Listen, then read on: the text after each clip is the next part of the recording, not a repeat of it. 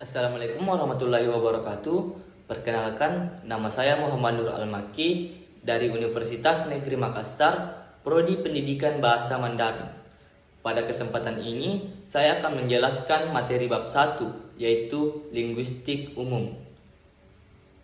Pada kesempatan kali ini, saya akan menjelaskan 6 poin penting. Langsung saja pada poin pertama, yaitu apa itu linguistik. Kata linguistik sejak 20 tahun terakhir sudah muncul di media cetak dan elektronik sehingga sudah tidak terlalu asing lagi bagi kita. Kata linguistik berasal dari kata linguistik dalam bahasa Inggris. Dilihat dari bunyi dan tulisannya, kata linguistik berhubungan dengan kata language yang berarti bahasa. Secara singkat, linguistik merupakan ilmu yang meneliti bahasa yang dihasilkan oleh alat ucap untuk berkomunikasi dari suatu masyarakat. Selanjutnya, yang kedua, linguistik sebagai ilmu humaniora. Objek penelitian linguistik adalah bahasa. Bahasa diteliti karena bahasa merupakan anugerah Tuhan kepada manusia untuk berkomunikasi guna keperluan di bidang kedokteran, teknik, kimia, farmasi, sosial, budaya, dan sebagainya. Bahasa yang menjadi objek penelitian linguistik adalah bahasa yang berkaitan dengan bidang sosial dan budaya. Seorang pakar yang bernama J. Piaget membagi ilmu pengetahuan sosial dalam 4 cabang. Yang pertama, ilmu nomotetik. Ilmu nomotetik mencakup ilmu linguistik, psikologi, sosiologi, etnologi, ekonomi, demografi.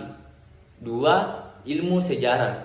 3. Ilmu hukum. Dan yang keempat, ilmu filsafat.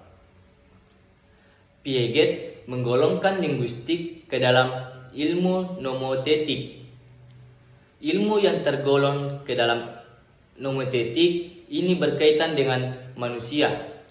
Jika demikian, linguistik yang meneliti segala aspek bahasa dalam lingkup sosial dan budaya juga dapat digolongkan ke dalam ilmu humaniora. Selanjutnya, poin ketiga, yaitu definisi bahasa. Bahasa adalah sistem tanda bunyi yang disepakati untuk digunakan oleh para kelompok masyarakat tertentu dalam bekerja sama, berkomunikasi, dan mengidentifikasi diri. Bahasa disebut sistem karena bahasa menunjukkan keteraturan di berbagai bidang seperti bidang fonologi, fonetik, morfologi, sintaksis, dan semantik. Yang keempat, tujuan, manfaat, dan sumbangan linguistik. Adapun tujuan utama linguistik adalah untuk mendeskripsikan dan menjelaskan bahasa, berkontribusi pada pemahaman struktur bahasa.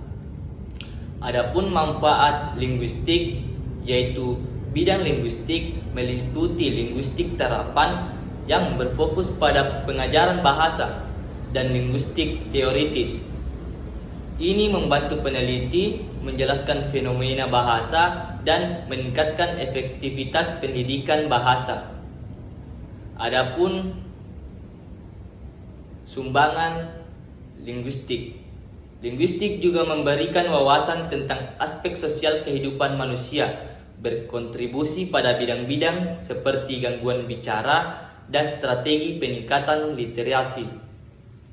Yang kelima, linguistik dan pengajaran bahasa.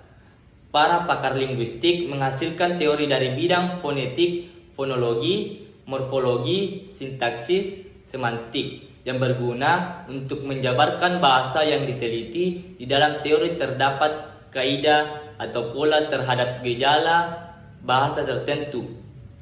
Kaidah yang paling umum adalah urutan satuan dalam kalimat berdasarkan fungsi sintaksis, yakni subjek, predikat, objek. pelengkap dan keterangan. Kaidah ini digunakan dalam pengajaran bahasa. Yang 6. Pembidangan dalam linguistik.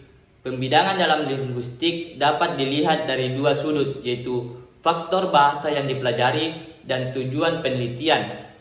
Dari sudut faktor bahasa, linguistik mencakup 3 bidang, yaitu mikrolinguistik, makrolinguistik, dan sejarah linguistik. Dari sudut tujuan penelitian linguistik terdiri atas terapan, bukan terapan, sejarah linguistik.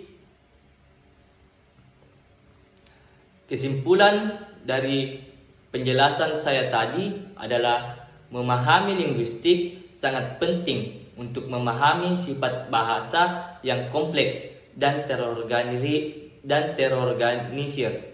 serta perannya dalam komunikasi manusia. Itulah tadi yang saya jelaskan. Adapun kesalahan saya mohon dimaafkan. Wassalamualaikum warahmatullahi wabarakatuh.